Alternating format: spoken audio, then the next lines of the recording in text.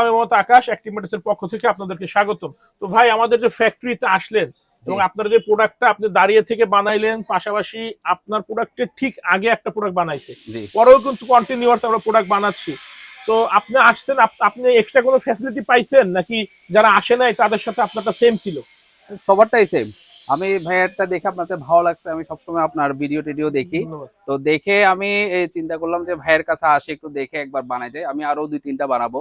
তো সেই ইনশাল্লাহ। হিসাব করে আসে আমরা ভাইয়ের কাছ থেকে এই জিনিসটা একটু দেখে বানাই গেলাম। তো ভাইয়া আসলে ভিডিওতে যা দেখায় আর আমাকে যা দিচ্ছেন একদম প্রোডাক্ট সেম। তো ভিডিওর এই সাথে কোনো বেমিল? না না, কোনো বেমিল পাইনি ভাইয়া, আমি একদম সবই পাইছি, এবং কেউ যদি নিতে চায় সেও আসলে আপনার নিতে পারবে।